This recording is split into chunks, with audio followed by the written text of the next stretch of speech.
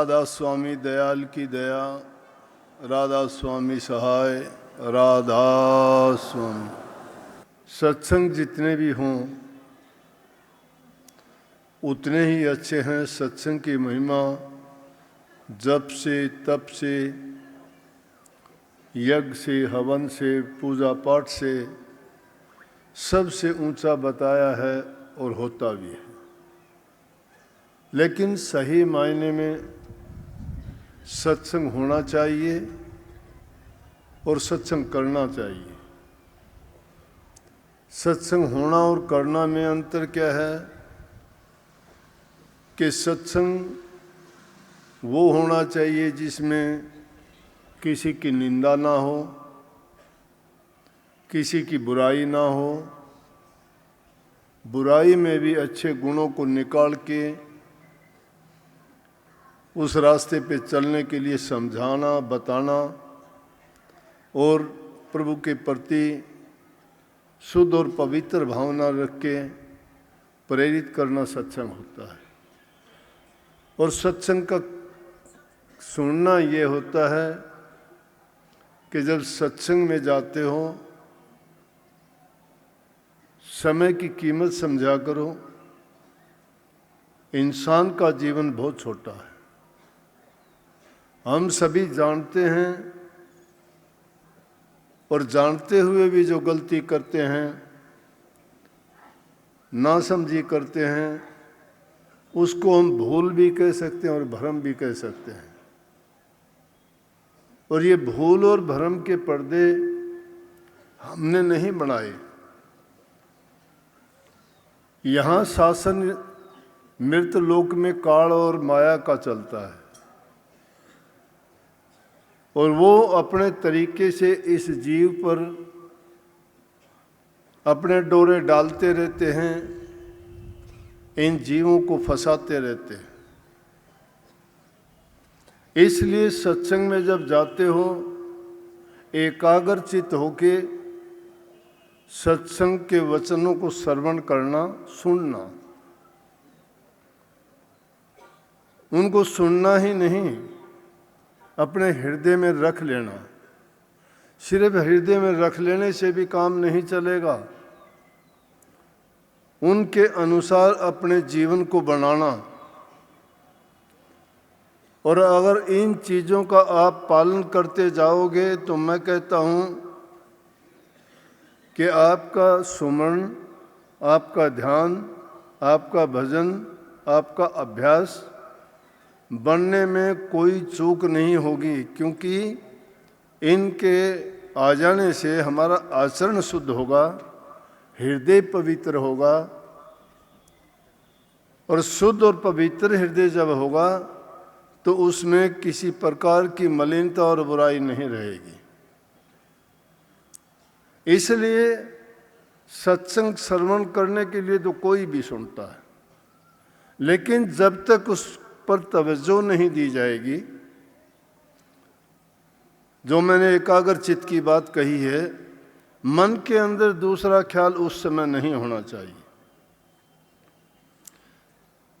वक्त जब गुजर जाता है, अपनी यादगार छोड़ जाता है, लाख कोशिश करने पे ना वो बात बनती है, ना वो वक्त आता है, और मिलता है तो केवल एक पछतावा रह जाता है कि उस वक्त में मैंने ऐसा नहीं किया।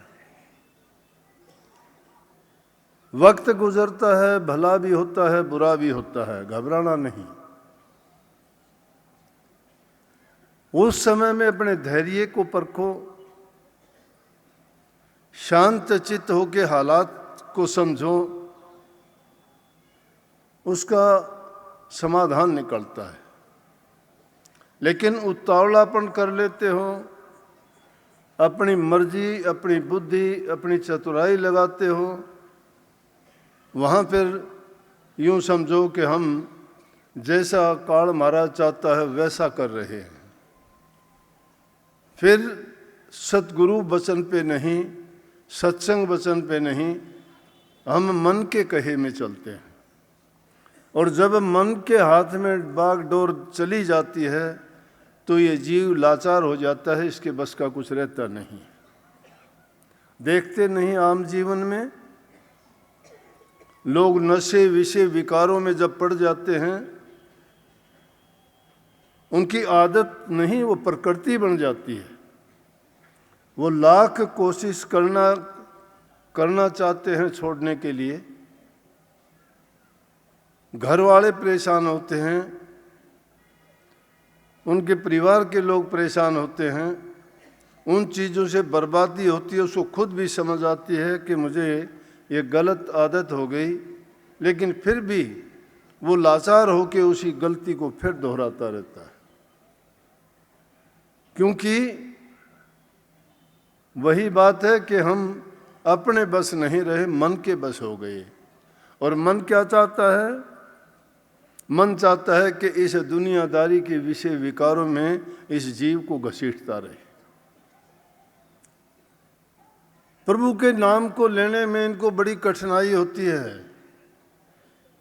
दूसरी बातों को सुनने के लिए, करने के लिए मन जिसमें प्रसन्न होता है, उन चीज़ों को करने में चाहे हम पूरा दिन बीत जाता है, पूरी रात बीत जाती है, खाने पीने तक का टाइम भूल जाते हैं, कितना ज़रूरी काम हो उसको भी छोड़ देते हैं, कितनी भी किसी को परेशानी हो उसकी मदद के लिए वो चिल्लाता रहता है, किसी की मदद नहीं करते। लेकिन जिस आदत के गुलाम बन चुके हैं हम उसी काम में व्यस्त मस्त और उसी में रचपच जाते हैं। इसलिए सत्संग में जब जाते हो, और इसको दूसरी चीज़ों से बड़ा इसीलिए बताया है, इसके करने में कोई कठिनाई नहीं है। आप आए हो, कोई टिकट नहीं यहाँ, कोई बैठने में परेशानी नहीं, यहाँ कोई रोकने वाला आपको नहीं है। यहाँ तो स्वयं अनुशासित हो, क्योंकि आप कुछ लेने के लिए आए हो, और उस लेने के लिए आदमी को थोड़ा सब्र करना पड़ता है। कब से आप आके बैठे हो, मौसम की परवाह नहीं की, आने जाने में परेशानी होगी उसकी परवाह नहीं की। बुज़ुर्ग लोग भी काफ़ी आते हैं जिनमें ये सामर्थ्य भी नहीं होती। ये अलग चीज़ है कि सबकी एक जैसी चाहत नहीं होती। कोई अपने दुख दर्द पीड़ा को मिटाने के लिए आता है, कोई अपनी संसारी ज़रूरतों की मांग करने के लिए आता है, कोई किसी खुशी के लिए कि मुझे ये प्रसन्नता मिले, खुशी, कोई संतान के लिए, कोई रोज़गार के लिए। ज़रूरी हैं ये चीज़ें। हम सामाजिक प्राणी हैं, समाज में रहते हुए उदर पूर्ति के लिए इंसान को सब चीज़ों की ज़रूरत पड़ती है। वो चीज़ें दूसरों को देख के जिससे हमें इस संसार में रहते हुए उनसे सुख मिलता है, खुशी मिलती है, प्रसन्नता मिलती है। और जब वो प्रसन्नताएं भी हमें नहीं मिलती, घरों में या मन में बेचैनी होगी, घरों में तकरार होंगी, क्योंकि मन में जब शांति नहीं हो, इंसान किसी से भी अच्छी तरह ना बात कर पाएगा, ना अच्छा व्यवहार करेगा, ना खुद चैन से रहेगा, ना किसी को रहने देगा। और जहाँ चैन नहीं, शांति नहीं, प्यार नहीं, वहाँ पर क्या होगा कि वहाँ पर फिर भक्ति करने की तो बात छोड़िए कि आदमी का तो वैसे भी दिल उस जगह पे नहीं लगेगा। ऐसी ऐसी पवित्र भूमियाँ हैं जहाँ पर इतने इतने लोग इकट्ठे होते हैं, तो उससे पवित्र भूमि ज़्यादा क्या हो सकती है। कहाँ जहाँ इतने प्रभु के भक्त जिनके चरित्र अच्छे हैं, जिनके विचार ख्यालात अच्छे हैं, जिनकी भावनाएं सच्ची हैं, जो उस प्रभु के नाम से एकत्रित होके और उस स्थान पर एक दूसरे से कितने प्यार से मिलते हैं, तो वो भूमि पवित्र है। और उस पवित्र भूमि में आदमी के पास से गुजरने वाले के भी विचार अपने आप शुद्ध और पवित्र होने शुरू हो जाते हैं। सतगुरु की ज़रूरत पड़ती है जब हमें काल के थपेड़े लगते हैं, परेशानियां बढ़ जाती हैं, चारों तरफ से हमें दुख और चिंताएं घेर लेती हैं। उस टाइम पे हम अपने इष्ट को याद करते हैं। जो नहीं जानते उनकी अलग बात है, लेकिन किसी न किसी रूप में कोई ना कोई अपने इष्ट को मानता है, पूजता है और उनसे मांग करता है कि मेरी संभाल करो, मुझे बचाओ परेशानियों से, मैं दुखी हूँ, आप मेरी रक्षा नहीं करोगे तो कौन करेगा। समय समय पर की है, सबकी की है। अपनी लाज रखने के लिए द्रौपदी ने भी पुकार की श्री कृष्ण जी को बुला लिया कि मेरी अर्ज सुनो, बचाओ मुझे कि दुष्ट लोग मुझे नंगा करते हैं, मेरी बेइज्जती करना चाहते हैं। आप अब नहीं बचाओगे तो कौन बचाएगा, मेरी लाज रखो। भीलनी ने कहा कि प्रभु जरूर आओगे मेरे यहाँ, गुरु का वचन था, आके मुझे दर्शन दोगे। श्री रामचंद्र जी को जाना पड़ा। अहिल्या को श्राप था गौतम ऋषि का कि पत्थर की बन जाओ, दुष्कर्म किया है। श्री रामचंद्र जी त्रेता युग में आएंगे तो तेरे को, उसकी पुकार थी, इंतजार था कि त्रेता युग में श्री रामचंद्र जी आएंगे जब मेरा कल्याण होगा। कल्याण हुआ। तो कहने का मतलब यह है कि अपने इष्ट को याद करते हैं और सतगुरु उसको कहते हैं जो हमें सत्य का से अवगत करवा दे, इस काल जाल से निकलने का रास्ता दिखा दे। रहबर होता है गुरु, रास्ता दिखाने वाला और प्रभु से मिलाने वाली कड़ी है वो। जब कड़ी बीच से टूट जाती है तो कोई भक्ति नहीं, कोई प्रभु से मिलना सुलभ नहीं। अगर परमात्मा से मिलना चाहते हो तो गुरु का ही माध्यम है, यही रास्ता है जिस रास्ते से आप मिल सकते हो। तो जब आपको परेशानियां कौन से दुश्मन है कि सतगुरु जल्दी आन संभालो, दुश्मन घेरी घाल रहे।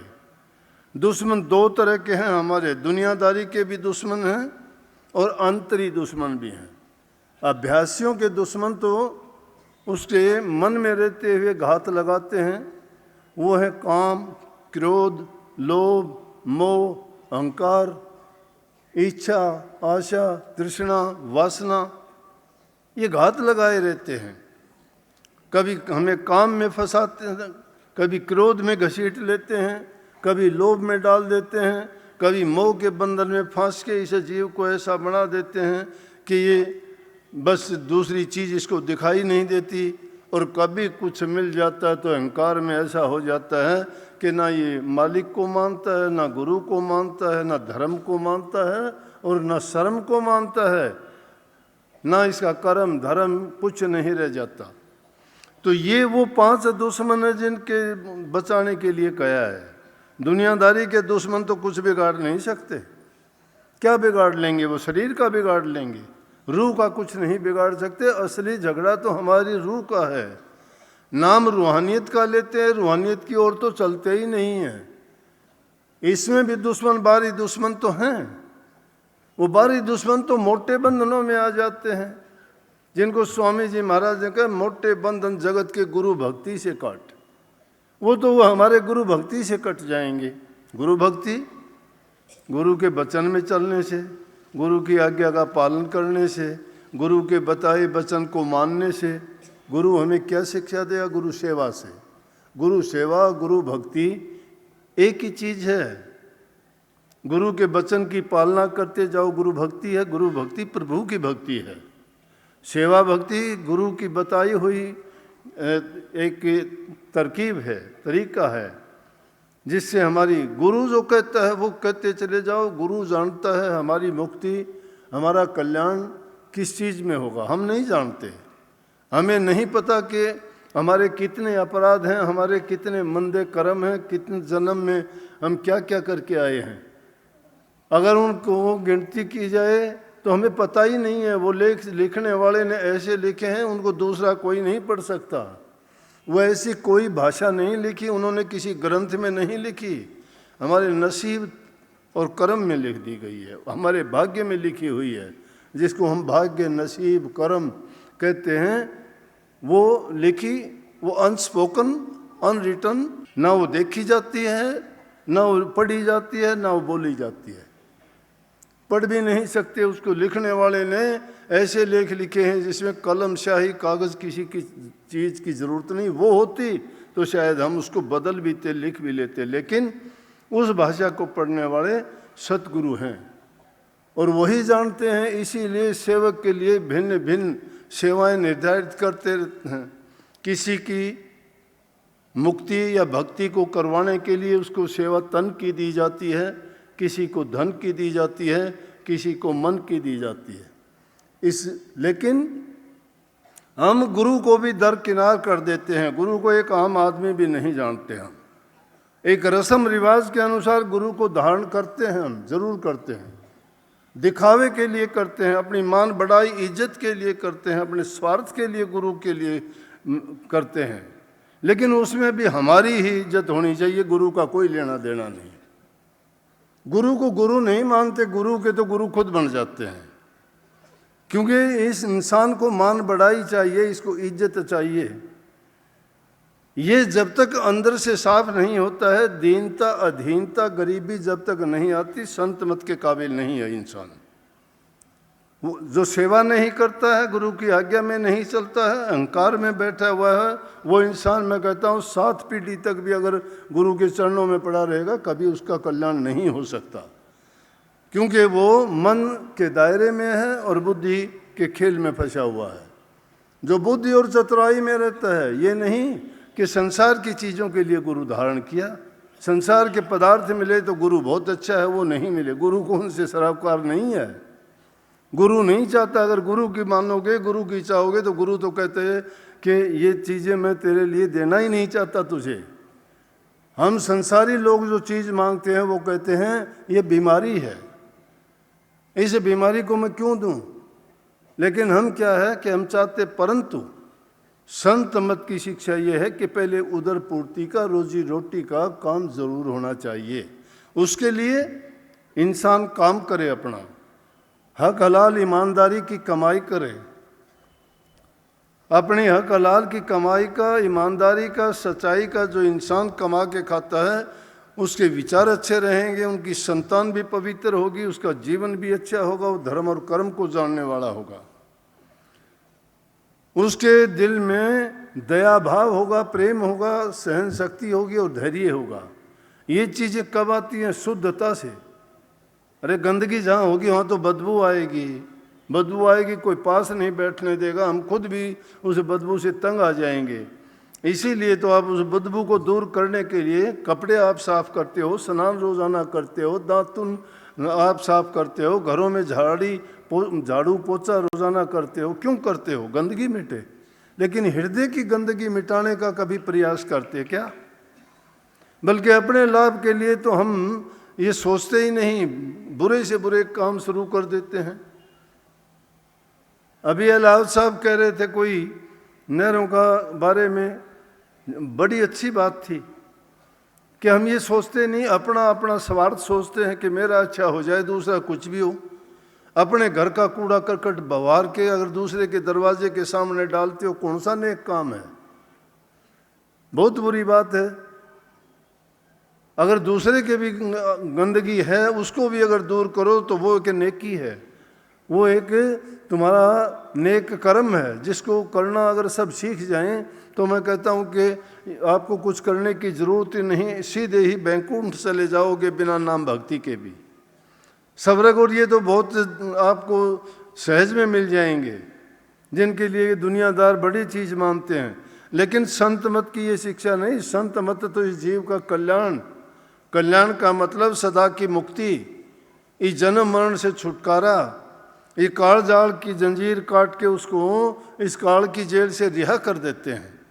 परंतु रिहा तो जब होंगे जब इंसान क्या प्रभु के बनाए हुए रूहों को प्यार देगा, उनको बराबर का समझेगा, उनके किसी प्रकार का उनको दुख कष्ट नहीं देगा, उनके लिए वो हर प्रकार से सेवा करने के लिए तैयार रहेगा, समझो कि वो भी प्रभु की संतान है। जो उनके लिए उनके हित के काम करता है तो उससे प्रभु खुश होता है।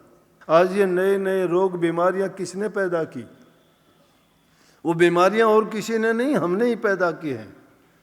इंसानों ने सबसे ज़्यादा पैदा की हैं। पशु पक्षियों के तो चीज़ अगर उन्होंने खा पी के, अगर उन्होंने अपना गोबर भिष्टा जो भी निकाला वो भी अच्छा है, वो भी अच्छे काम करता है। लेकिन इंसान तो जानबूझ के ऐसे काम करता है। खोज क्या हुई विज्ञान की? इन्होंने तो इंसानियत को ही बर्बाद करना शुरू कर दिया। खाने पीने के लिए अनाज फल सब्जियां जो पैदा करते हो उसमें अनेक प्रकार की कीटनाशक दवाइयां ऐसे डालते हो कि अगर आदमी थोड़ी सी भी उसको खा ले तो उसी क्षण उसकी मृत्यु हो जाएगी। ये ख्याल नहीं करते इसको कोई तो खाएगा। अरे खुद खाने के लिए तो उसमें कम खाद डालते हैं, कोई कीटनाशक नहीं डालते, उन सब्जियों को अच्छा बनाते हो, कहीं कहते हो ऑर्गेनिक बनाई है, इसमें मैं कुछ नहीं डालता। दूसरों के लिए अपने थोड़े से लाभ के लिए बेचने के लिए उनमें जहर घोल देते हैं, जिसको खा के इंसान कितने दिन जिएगा। नई से नई बीमारियां होंगी, किसी को हार्ट अटैक की, किसी को लीवर की, किसी को कैंसर की, किसी को कैसी कैसी, उनके नाम तक याद नहीं है। और इंसान बेचारा परेशान होके, कितने लोग देखोगे आप कि ये लगातार जो रोग फैलते जा रहे हैं जिनका कोई इलाज नहीं, जिनकी कोई दवाई नहीं। इसलिए शुद्ध और पवित्र वातावरण जहाँ होगा, शुद्ध वायु में जहाँ हम सांस लेंगे तो ही हमारे विचार शुद्ध और पवित्र होंगे। जहाँ आलस होगा, निद्रा होगी, पूरा दिन रोग बीमारी के लिए हमारी शिकायतें होंगी, डॉक्टरों के पास हमारी लाइन लगी रहेगी, कौन नाम जपेगा, कौन भक्ति करेगा, कौन अभ्यास करेगा, कौन ध्यान करेगा, कौन किसकी सहायता मदद करेगा। ना कोई तन की सेवा कर सकेगा, ना मन की कर सकेगा, ना धन की कर सकेगा। क्यों? बीमार आदमी कमा नहीं सकता, कमाएगा नहीं, धन नहीं होगा। बीमार आदमी तन कमज़ोर होगा, क्या सेवा करेगा? जब ये दोनों चीज़ें नहीं है तो मन से वैसे विचलित रहेगा, क्या करेगा वो? जब इंसान हर तरह से संपन्न होता है तो ही सुखी होता है। उनके घरों में सुख शांति है। बूढ़े बुजुर्ग की जहाँ बातें मानी जाती हैं वहाँ समझो कि प्रभु का ही वास होता है। और जिन घरों में ये चीज़ नहीं है वहाँ से शांति नहीं, वहाँ से लक्ष्मी भी चली जाती है। लक्ष्मी जिस घर से चली गई तो उस घर में तो टोटा आ जाएगा। इसी प्रकार से हमारा ये हृदय भी एक घर है और इस घर में वास करने वाले ये 5 दुश्मन हैं।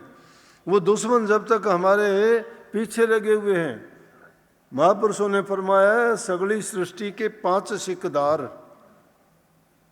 राम भगत के पानीहार, जगत पास से लेते दार और भगत जनों को करें कल्याण। वो 5 दुष्ट 5 दुश्मन ऐसे हैं, पूरी सृष्टि में वो शिकार करते हैं जीवों का, अपने जाल में फंसाते हैं। काम के बस होके इंसान सब कुछ बर्बाद कर देता है, घर छोड़ देता है, परिवार छोड़ देता है। अजामेल जैसे महापंडित राजघराने राजा के पुरोहित थे और उन्होंने एक वेश्या के साथ रह के अपनी पूरी जिंदगी बर्बाद कर दी। इतने पढ़े लिखे विद्वान पंडित होते हुए भी राजा ने भी समझाया, प्रजा ने समझाया, लेकिन काम के बस ऐसा हो गया, बर्बाद कर दिया। ये इंसान का जीवन ऐसा नहीं था। कितने अच्छे कर्मों के बाद, कितने जन्मों के बाद, कितने नेक कर्म हमने किए होंगे तब इंसान का चोला मिला। उनसे भी बहुत लाखों अच्छे काम किए होंगे तब हमें ये साधुओं का, संतों की संगत और साथ मिला, उनसे नामदान मिला, सत्संग मिला। कहाँ मिलता है ये पशु पक्षी जीव जंतु 84 लाख योनि के बेचारे भटकते फिरते हैं। सर्दी गर्मी में हालत देखा करो, कभी चिंतन किया करो। किसी ठिठुरती सर्दी में देखोगे बेचारों के ना घर है, ना कोई रहने की जगह है, ठंड के मारे वो मरते हैं, गर्मी के मारे वो मरते हैं, पानी ना मिलने पर प्यासे मरते हैं, उनको दाना पानी कहीं नहीं मिलता तो दुखी रहते हैं। क्या जीवन है? लेकिन इंसान भी तो एक जीव है उन जैसा ही। इसके पास सभी चीज़ें हैं और उन सभी चीज़ों को होते हुए भी इंसान अपने जीवन को बर्बाद करता है। इस जीवन को याद करेगा भला मुसाफिर बंदे, आया था कुछ लाहा करने, फंस गया केड़े धंधे, भव सागर तन तरना पैसी, पाप पुन धर कंधे। कहें कबीर सोई पार उतर गए, हर हर नाम जपंदे। कल्याण जब होगा हरि का नाम जपोगे। हर का नाम जो जपते हैं और वो आदमी को संतों की संगत मिले, उसके बड़े ऊंचे भाग होते हैं। संगत से गुण उपजे, कुसंग से गुण जा, बांस फांस मिश्री एक ही भाव बिका। अगर सत्संग मिला, गुरु मिला तो लाभ उठाना चाहिए, मौका नहीं छोड़ना चाहिए। अवसर हाथ से निकल जाता है, उन लोगों से पूछ के देखो जिनको टाइम रहते हुए वो काम नहीं किया, बाद में हालात बिगड़ी तो फिर पछताते और कहते हैं कि मैंने वो काम नहीं किया। बड़े बड़े महापुरुषों को पछताते हुए देखा, जो धन के लालची थे उनको पछताते हुए देखा। सिकंदर जैसे बादशाह जिन्होंने 30 कोस का खजाना भर लिया था, आखिर वक्त में रोते हुए गया। रावण जैसे सोने की लंका थी, दिया जलाने वाले घर में नहीं रहा। इतनी शक्तियां उसने तप करके प्राप्त की थी कि देवता लोग भी उसके दास बन के काम करते थे। क्या हुआ? हमारी गिनती कहाँ है? हमारी कोई गिनती नहीं, ना हमारे पास कोई युक्ति है, ना भक्ति है, ना कोई शक्ति है। और फिर भी अहंकार इतना है कि पता नहीं क्या बने फिरते हैं। अरे ये इंसान का जीवन कुछ भी नहीं है, ये तो एक पानी का बुलबुला है, आज है कल को खत्म हो जाएगा। जिंदगी ये आदमी मानंद मुर्ग खुशनुमा, बैठा किसी डाल पर चहचहाया और उड़ गया। ये तो उस पक्षी की भांति है, कुछ दिन की चहचहाहट है, वो उड़ जाओगे। देखते देखते कौन कौन चले गए, बड़े बड़े चले गए, हाथों से पर्वत उठाते थे वो भी चले गए यहाँ से।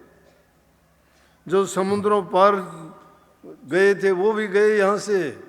जिन्होंने ऊंची गहरी नींव रखा रखा के बड़े किले बनाए थे, सोरण के किले कितने थे, सोने चांदी के बनाए थे, वो भी नहीं रह पाए। 2 दिन जग में जीना है, इतने पे क्यों इतराते हो? मेरी काया मेरी माया शोर मचाते जाते हो, साथ नहीं हरि नाम लिया, गफलत में दिन रात कटे।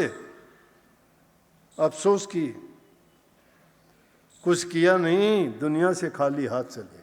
अफसोस ये है, खाली हाथ आए थे, खाली हाथ चले जाने में क्या है? अरे ऐसा काम करके जाओ कि जिससे या तो दुनियादार तुम्हें हमेशा के लिए याद रखें। आज क्यों गांधी जी को याद करते हो, क्यों कबीर साहब को याद करते हो, क्यों नानक साहब को, पलटू साहब को, रविदास जी को क्यों याद करते हो? नेकी का काम करके गए, प्रभु भक्ति करके लोगों को भक्ति का पाठ सिखाया, प्रभु से मिलने का रास्ता दिखाया और बताया कि इस रास्ते पे चल के तुम अपने जीवन को सफल और कामयाब कर सकते हो। संत उस पारस पत्थर की भांति होते हैं जो लोहे को सोना बनाता है, पत्थर पारस पत्थर तो, लेकिन गुरु तो अपने जैसा ही शिष्य को बना देता है। परंतु इस रास्ते पर रुकना बड़ा कठिन है, इसलिए आदमी क्रोध के बस होके बड़े से बड़ा जुल्म कर जाता है। लोभ जब इंसान का जागता है, लोभ इंसान को इतना गिरा देता है, ना उसका कोई भाई है, ना बंधु है, ना रिश्तेदार है, ना नातेदार है। देखते होगे कोर्ट और कचहरियों में झगड़े चलते हैं उनके प्रॉपर्टी के लिए, धन के लिए। लोभ ऐसा दुश्मन है कि भाई भाई का गड़ कटवा देता है, पिता पुत्र का करवा देता है, पति पत्नी से अलग कर देता है, दूसरे लोगों का तो कहना ही क्या है। इसलिए उस लोभ दुश्मन से बचा करो, लोभ ना किया करो। किस चीज का लोभ करते हो? त्याग करना चाहिए इंसान को, सोचना चाहिए कि जो मेरे भाग्य में है, जो मैंने कमाया है वही मेरा है। दूसरे की चीज की तरफ नजर रखोगे, तुम्हारी नीयत कभी नहीं भरेगी, कभी नहीं भरती। ये तृष्णा है, तृष्णा कभी इंसान की भरी नहीं है। समुद्र की झाल गिनने में आ सकती हैं, लेकिन इंसान के मन में उठने वाली तृष्णा कभी नहीं भरती। इसलिए इसे लोभ से बचने का प्रयास करना चाहिए। लोभ इतना ही करना चाहिए कि जैसे कबीर साहब ने कही कि साईं इतना दीजिए जिसमें कुटुंब समा, मैं भी भूखा ना रहूं, आया न भूखा जा। कि मुझे इतना ही चाहिए, संतोषी होना चाहिए इंसान को। जब संतोष इंसान को आ जाता है उसको सब कुछ मिल जाता है। गोधन गज धन बाजी धन और रतन धन खान, जब आवे संतोष धन सब धन धूल समान। जब इंसान को संतोष रूपी धन मिल जाता है तो सारे धन, ना उसको गाय भैंसों की जरूरत, ना घोड़े हाथियों की जरूरत, ना उनको महल मकानों की जरूरत, ना उनको बैंक बैलेंस की जरूरत। इंसान मरता है कि सब कुछ होते हुए भी भिखारी की तरह हाथ फैलाता है, हाय मरा, मरेगा फिर तो। आदमी जो सोच लेता है, जब विचार जैसा उसका होता है वैसा वो पूरा हो जाता है, उसकी जिंदगी भर तृष्णा नहीं बढ़ती कभी भी। संतोषी आदमी हमेशा सुखी रहता है, उसको संतोष है। इसलिए लोभ से बचो। रही मोह की बात, मोह के बस आके जुल्म कर देते हैं। धृतराष्ट्र में क्या कमी थी? एक मोह के बस में आके उसने धर्म कर्म सब भूल गया अपने पुत्र के मोह में, और जिन्होंने मोह त्याग दिया वो बरी हो गए इस दुनिया से। इसीलिए त्याग की महिमा थी। किसी ने अपनी पत्नी छोड़ी, किसी ने अपने बच्चे छोड़े, किसी ने राजकाज छोड़ा, मोह नहीं किया, छोड़ दिया। छूटना तो वैसे भी है, कोई साथ जाता ही नहीं है। ये तो रेल जैसी सवारी है, कोई 10 मील पे, कोई 20 पे, कोई 50 पे छोड़ जाएंगे, सब छोड़ जाएंगे। अब से पहले भी गए हैं छोड़ छोड़ के, हमें भी उसी तरह चला जाना है। फिर इंसान दावा किस चीज का करता है? दावा करने वाली चीज है, उस ओर तो हम ध्यान देते नहीं। दावा करो प्रभु के नाम का। मोह के बंधन में, मोह बहुत बड़ा दुष्ट है। मोह में जो इंसान फंस जाता है, मोह करवाता है सारे उल्टे काम, क्योंकि मोह के बस उसको सब कुछ नियम ताक पर रख देता है। अपने उस मोह के बंधन में बंधा हुआ, चाहे उससे कितना भी गलत काम करवाओ, सब कर लेता है और सबका दुश्मन है। काम में 10,000 हाथियों का बल है, क्रोध में 12,000 हाथियों का बल है, लोभ में 20,000 हाथियों का बल है, मोह में 30,000 हाथियों का बल है, तो अहंकार में अकेले में जितना उन सब में है उतना अकेले में है। तो अहंकार सबसे बुरा है। अहंकार जिस इंसान में आ जाता है वो इंसान सबसे बेकार है। कामी तरह उसका भी कल्याण हो जाएगा। उसी अजामेल का कामी था, लेकिन उसका उद्धार क्यों हो गया कि लड़के का नाम नारायण रख लिया और मरते वक्त में उसी का जाप किया, नारायण नारायण नारायण नारायण, नारायण मेरी मदद कर, बच गया। तुलसीदास जी कहते हैं, प्रभु अपने राम को तुलसी अपने राम को रीझ भजो चाहे खींच।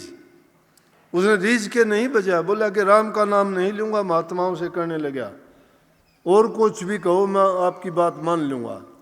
महात्माओं ने युक्ति निकाली कि ये राम का नाम लेगा नहीं, लेकिन हमारे से इसने आशीर्वाद ले लिया, कल्याण तो इसका करना होगा। उन्होंने कहा कि तेरे लड़के का नाम नारायण रख लेना। मैं बोला ये मान लूंगा। लड़के का नाम नारायण रख लिया, और नारायण नारायण सबसे छोटा था, बहुत प्यार हो गया था। मोह प्यार था। आखिरी वक्त आया, यम के दूत लेने के लिए आए, उसको कष्ट देने लगे, कहने लगे बेटा नारायण नारायण मुझे बचा, नारायण मुझे बचा। कहते हैं परमात्मा ही आ गया। नारायण परमात्मा का नाम है। इसलिए तुलसी साहब ने कही कि तुलसी अपने राम को रीझ भजो चाहे खींच, भूमि पड़ा सो जाम सिर ओंदा सोंदा बीज। किसान कभी भी अपने बीज को सीधा नहीं डालता, जमीन में डाल देता है, चाहे मौदा पड़ो सीधा पड़ो, पैदा होगा। प्रभु के नाम को तो ये तो ऐसी खांड की रोटी है, चाहे आगे से खाओ, चाहे पीछे से खाओ, चाहे ऊपर से खाओ, चाहे नीचे से खाओ, स्वाद मीठा है उसका। हरि नाम, प्रभु की भक्ति ऐसी ही है। इसलिए जो आदमी कही है कबीर साहब ने, कामी तरह क्रोधी तरह, क्रोधी भी बड़े बड़े क्रोध करने वाले जिन्होंने कत्ल तक किए वो भी बच गए।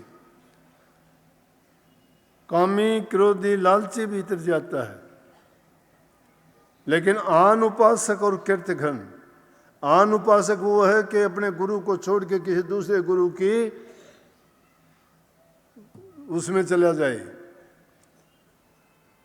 वो आन उपासक है, किसी दूसरे की पूजा करती है। और कृतघ्न वो है जिसको नमक हराम भी कह सकते हो, जिसका खा के नमक हरामी करता है, उस आदमी का कभी भी चाहे वो नाम के कुछ भी करता रहे उसका कल्याण नहीं होगा। इसलिए हमें नमक हराम, दूध हराम और नाम हराम नहीं होना चाहिए। नाम हराम है, गुरु से नाम लेके और वो गद्दारी करता है, वो इंसान का कभी कल्याण नहीं होगा। दुख घेर लेंगे, उसको बर्बाद कर देंगे, दीमक लग जाएगी, घुन की तरह खा जाएंगे, बचेगा नहीं। वो नाम हराम है।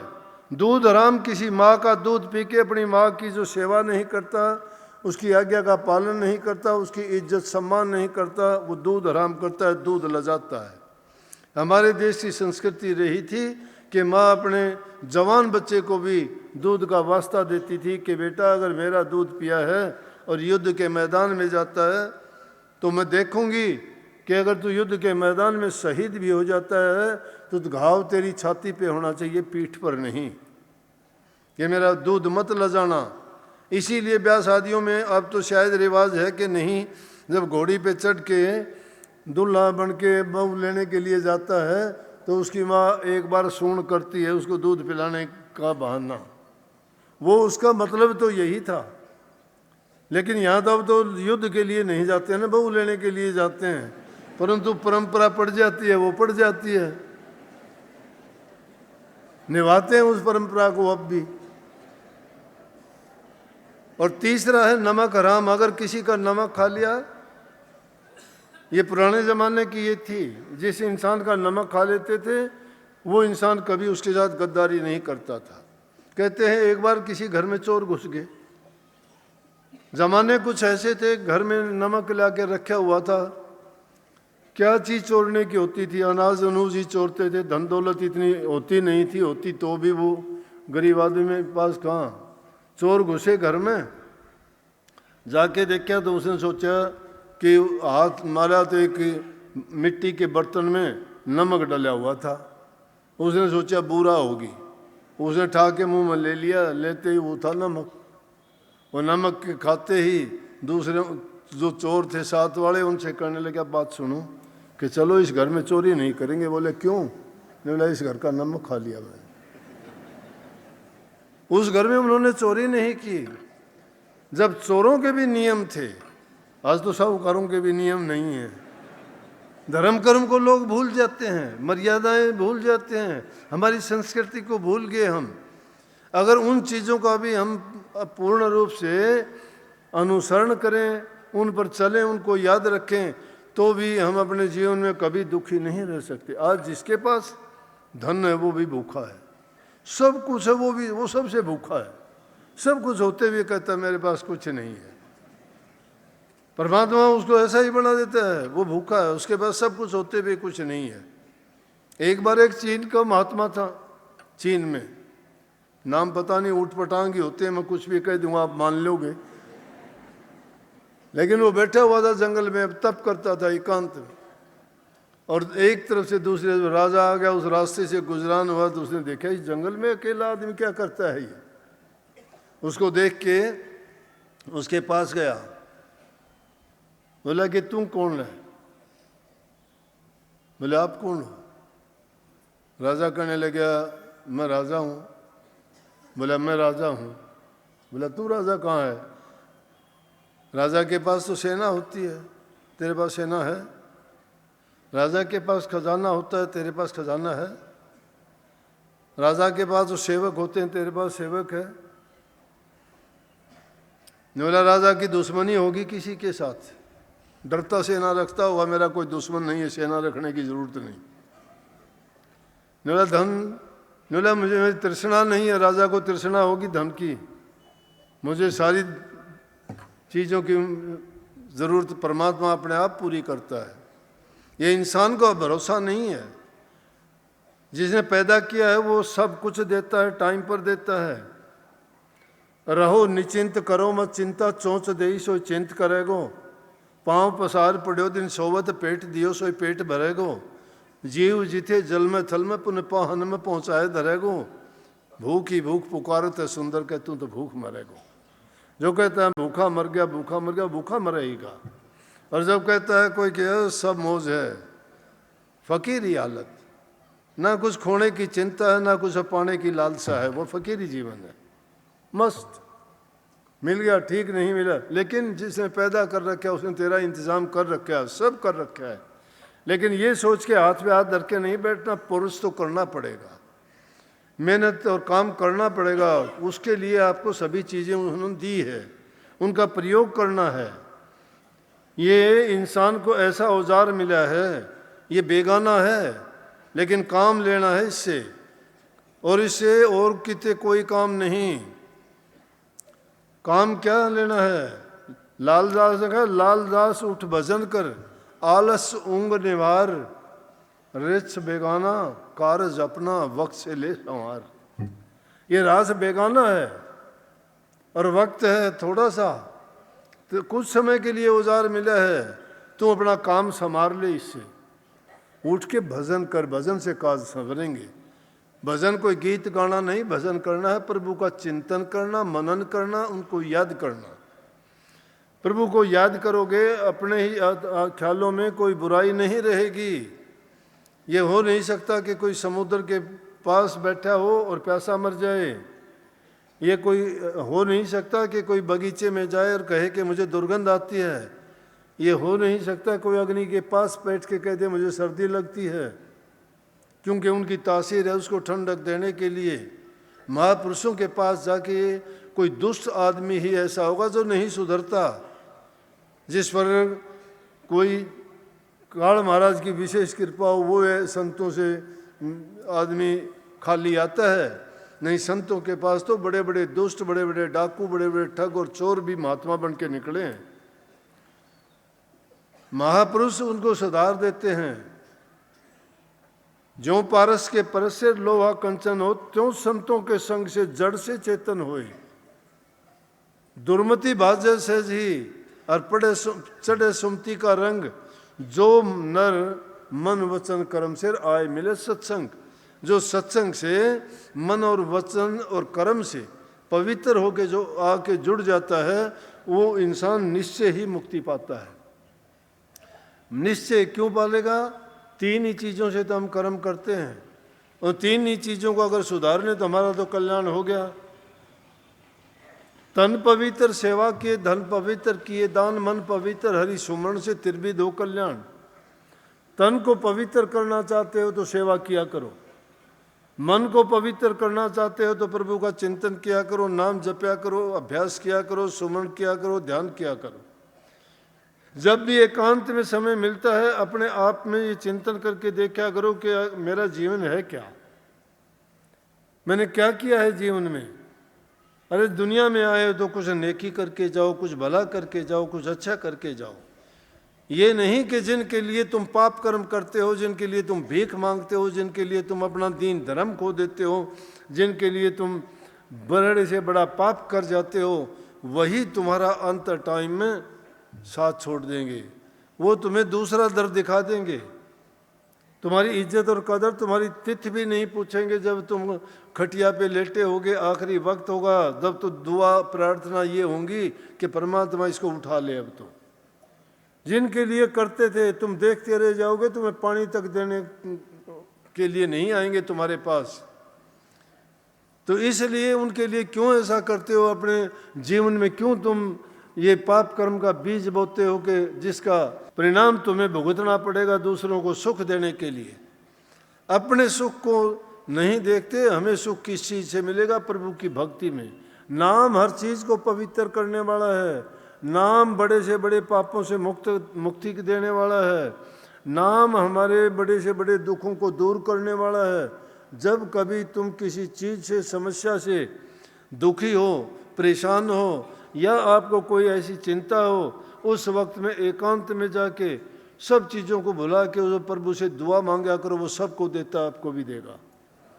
वो सबके दुख हरने वाला है। ये हो नहीं सकता कि आप पुकार करो वो सुनेगा नहीं। सब सुनता है वो, लेकिन पुकार में हमारी में सच्चाई नहीं है।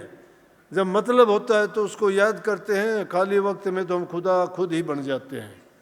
खुदा ना बन के, खुदा बनने का मतलब ये सोचा ही ना करो हमारी कोई गिनती है, कोई गिनती नहीं है हमारी। क्या गुण है हम में, क्या गुण है हमने? ना दान किया, ना पुण्य किया, कुछ नहीं किया। भई प्राप्त मानुष दे हरिया, गोविंद मिलन की ये तेरी बरिया। और काज तेरे किते ने काम, कर साध संगत भज केवल नाम। साध संगत भज केवल नाम। अब नहीं भजी भजी कब भाई, अब अंत न भजिया जाई। अब नहीं भजोगे, कब भजोगे? अंत काल जब आएगा फिर नहीं भजा जाएगा। जब तो तुम्हें कुछ भी याद नहीं रहेगा, सिर्फ यूं कहोगे कि अब तुम मेरा छुटकारा हो जाए दुनिया से। और अब जब सब कुछ हमारे पास है तब हम उसको भुलाए बैठे हैं। नेक कर्म करो अपने जीवन में, अच्छी लोगों की संगति सोबत करो। नेक इंसानों के पास बैठने से जिस प्रकार से इत्र का तेल बेचने वाला है उसके पास से गुजरोगे तो भी तुम्हें खुशबू वैसे ही मिल जाएगी, लेने की जरूरत नहीं है। सत्संग से और महापुरुषों के संग से ज्ञान बढ़े, गुणवान की संगत ध्यान बढ़े, तपसी संकीर्ण है। मोह बढ़े परिवार की संगत ध्यान बढ़े, लोभ बढ़े धर्म चिदिन है। कदीन कवि सज्जन कहे कि इंसान की बुद्धि तभी शुद्ध होगी कि जब इन चीज़ों को, अच्छियों को अपना दे, बुरियों को त्याग दे। बुराई त्यागने के बाद अच्छाई अपने आप आपके पास आती जाएंगी। लेकिन जब तक हमारे हृदय में ये धुकड़ चुकड़ है, इसलिए प्रभु का नाम जपना मुश्किल नहीं है। प्रभु का नाम बहुत आसान है, लेकिन ये बुराइयां गाते भी हो न, मेरे पाप कर्म ही मुझको तुमसे मिलने नहीं देते हैं, जब चाहूं मैं दर्शन करना रोक मुझे वो लेते हैं। पाप कर्म, हमारे पाप कर्म नहीं मिलने देते हमें। पता नहीं क्या क्या दिमाग में अपने आप बड़े बन जाएंगे, धनवान बन जाएंगे, बुद्धिमान बन जाएंगे, चतुर बन जाएंगे। कहेंगे हाँ इससे ज़्यादा तो हम जानते हैं, लेकिन जानते तो वो करते तो नहीं इससे ज़्यादा तुम। बड़ी अच्छी बात है, मेरे से भी ज़्यादा आप जानते हो, मुझे पता है मेरे से ज़्यादा जानते हो, लेकिन आप करते तो नहीं ना। किया करो, फिर मैं भी मान जाऊंगा मेरे ज़्यादा जानते हो। जानना नहीं करना है, करके दिखाओ। करनी बड़ी है, जो इंसान करता है और करके दिखाता है दुनिया नहीं करने देगी, बड़ी रुकावट डालेगी। फिर याद करोगे सतगुरु जल्दी आन संभालो, दुश्मन घेरी गाल रहे। दुश्मन घेरी बहुत गाली, मेरे भी गाली। गालो भाई, तुम जैसा करना जानते हो तुम करो, मैं जो करना जानता हूं मैं करूंगा। मेरी नहीं लड़ाई, मेरे सतगुरु की, तुम्हारी है दुष्टता की। दुष्टता कैसे जीत सकती है सतगुरु से? कौन जीतेगा बोलो? सत्य जीतेगा, धर्म जीतेगा या पाप कर्म जीतेंगे? सत्य की जीत होती है। और ये रुकावटें तो बाधाएं तो आती हैं, हर चीज हर जीवन के रास्ते में आती हैं। लेकिन अच्छों का संग मिलने से बुरे भी तर जाते हैं। लोहा भी काट के संग तर जाता है। एक भूंड भी भोरे से दोस्ती करके तिर गया। भूंड और भोरे की दोस्ती होगी।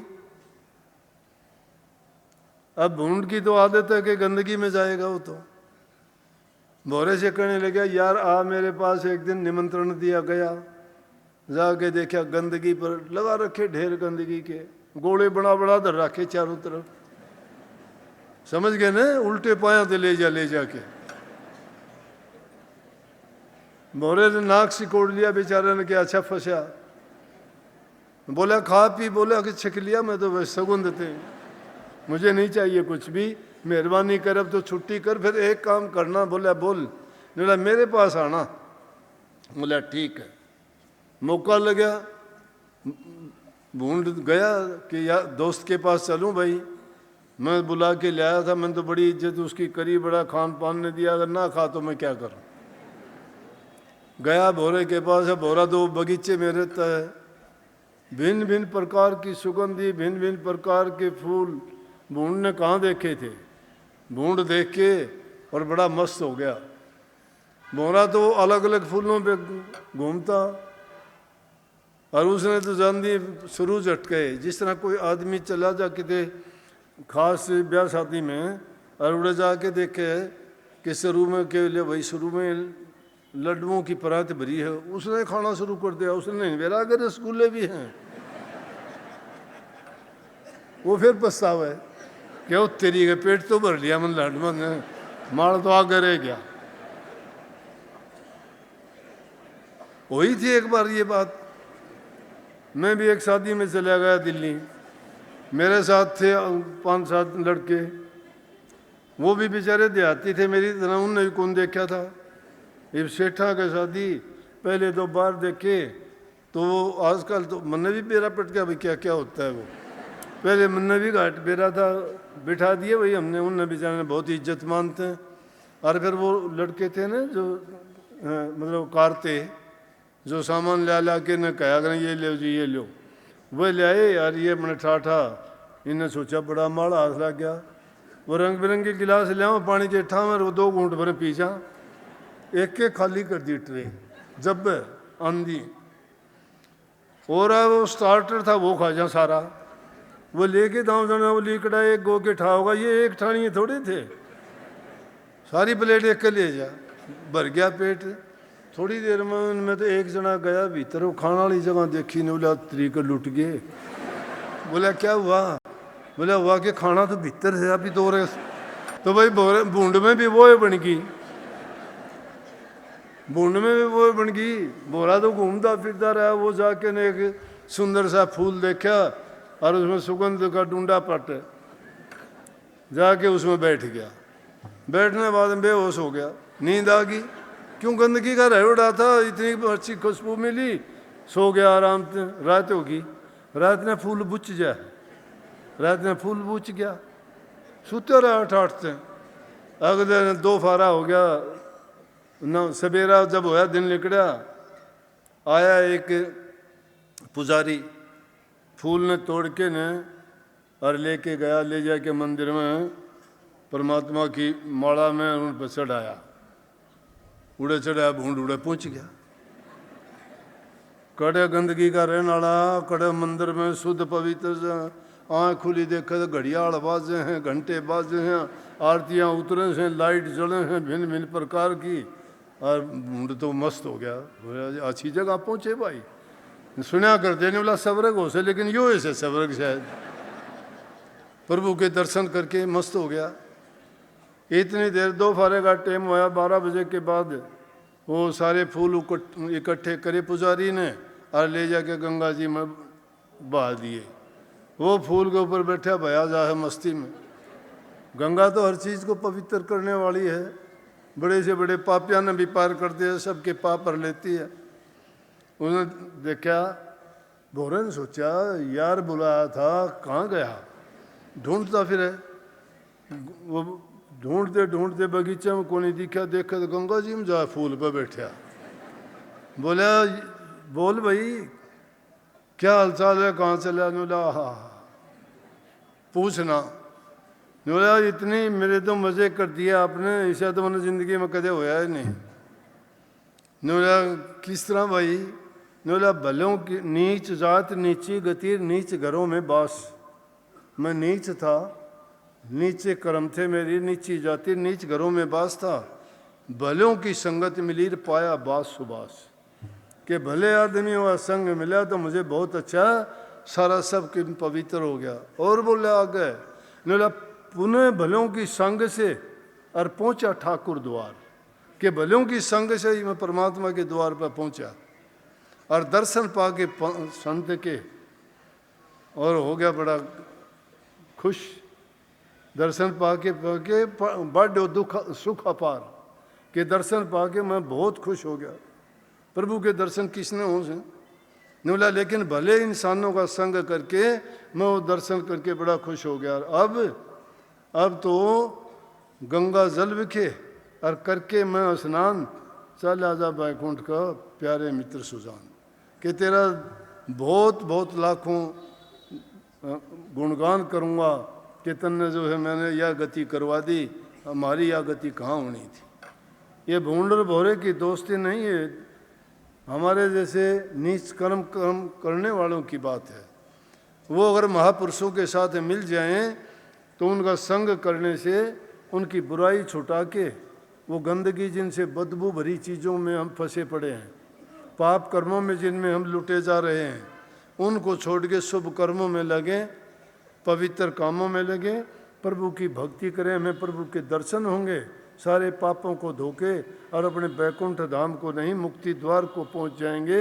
हमारे सब दुख कर्म कष्ट सब हर लेंगे और हमारा ये जीवन का पूरा जितना भी लाभ मिलना चाहिए था इंसानी जीवन को, क्योंकि इंसान का चोला इसलिए मिलता है कि ये भक्ति करके इसको सफल बना ले। और जो इंसान का चोला मिलने पर भी प्रभु को भूल जाता है और फिर भी पाप कर्मों में पड़ के जीवन को बर्बाद करता है, वो आत्मघाती है। वो आत्मघाती है, उससे बुरा पापी कोई नहीं हो सकता। जो नाम नहीं जपता वो आत्मघाती है। इसलिए नाम जपया करो, सुमरण किया करो, ये चीज़ें मैंने वो बताई हैं।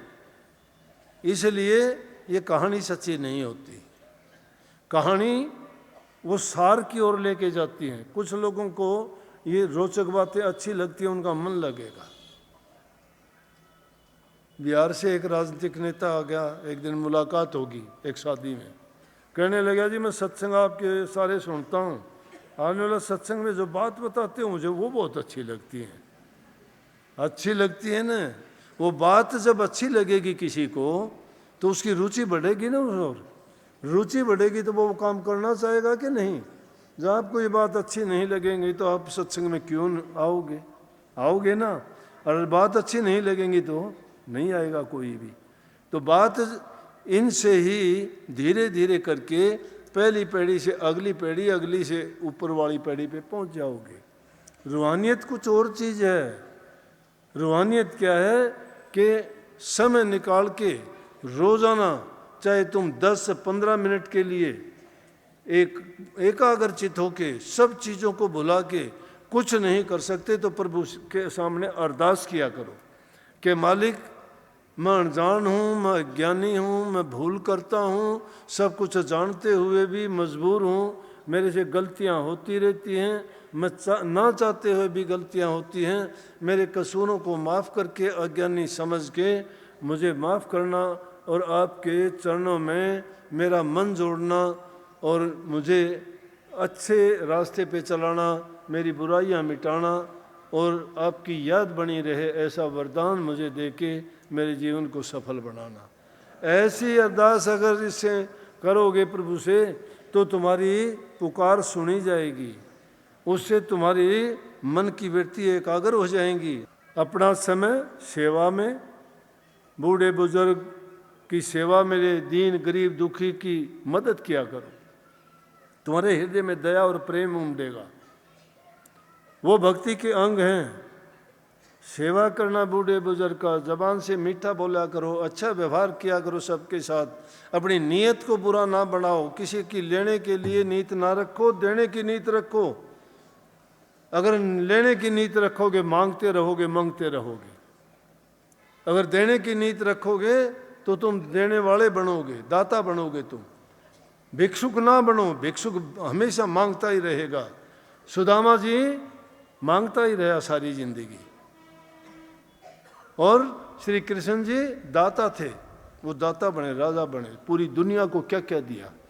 दुखियों के दुख दूर किए, पापियों का नाश किया, राक्षसों का कल्याण किया, सबको सुख दिया, प्रेम दिया। इसीलिए तो आज भी उनको जो है कितने रूपों में याद करते हो, पूजते हो, और कितने ही उनके नाम से धर्म पंथ मजहब चले हुए हैं। बहुत बहुत सबको आशीर्वाद। राधा